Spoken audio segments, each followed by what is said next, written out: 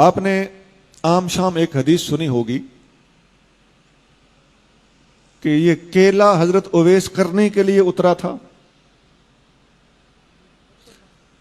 یہ ہماری عورتوں کو بھی پتا ہے اس حدیث کا. یہ کوئی حدیث نہیں ہے. آپ نے ایک اور حدیث سنی ہوگی کہ نبی کریم صلی اللہ علیہ وآلہ وسلم نے ایک بڑھیا کی گٹھڑی اٹھائی, اسے اس کی منزل مقصود تک پہنچایا. اس بڑھیا نے پھر دعا دی, بیٹا کہنے لگی کہ محمد سے بچ کے رہنا, وہ جادو کرتے ہیں معاذ اللہ.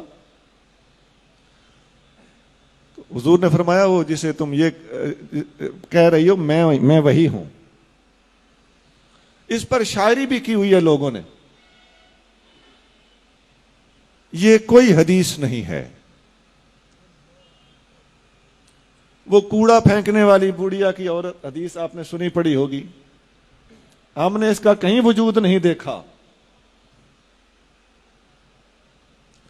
وہ حضرت بلال حبشی نے صبح کی اذان نہ دی تو سورج نہ نکلا. یہ سب کسی قوال کو کہیں سے ملی ہیں, ان کا کتابوں میں کہیں وجود نہیں ہے. اب بتائیے یہ غضب صرف ہمارے مسلک میں ہو رہا ہے, کوئی اور یہ بیان بھی نہیں کرتا. وہ ایک جنگ میں صحابہ کرام نے دیکھا کہ فتح نہیں ہو رہی تو مسواک شروع کر دیا, تو کافر کو یوں لگا جیسے منہ میں درخت ڈالے ہوئے ہیں کہ دانت صاف کر کے ہمیں کھا جائیں گے. اس بات کا کہیں کوئی وجود نہیں ہے. میں نے کتنی ہی باتیں سنا دی آپ. وہ حضور صلی اللہ علیہ وسلم کے پاس ایک بندہ بیٹا لینے آیا تو وہ آپ نے فرمایا کہ تیرے نصیب میں بیٹا نہیں ہے. باہر نکلا تو امام حسین رضی اللہ تعالیٰ عنہ کھیل رہے تھے. آپ نے فرمایا 1 2 3 4. حضور باہر تشریف لے آئے, آپ نے فرمایا حسین بس. اب اس کا کہیں کتابوں میں کوئی وجود نہیں, محققین کے ہاں اس کا کوئی وجود نہیں.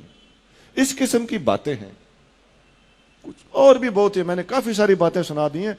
ایسی حدیثیں ہمارے ہاں ہمارے اہل سنت کے حلقوں میں, خاص طور سے عوامی حلقوں میں اور خواتین میں, اور خاص طور سے یہ جو ہم الحمدللہ معجزات کرامات کے سب سے زیادہ چونکہ ماننے والے ہم ہی ہیں, ہماری اس محبت عقیدت اور صحیح العقیدگی سے ناجائز فائدہ اٹھاتے ہوئے لوگوں نے اس قسم کی باتیں بھی ہمارے اندر داخل کر دی.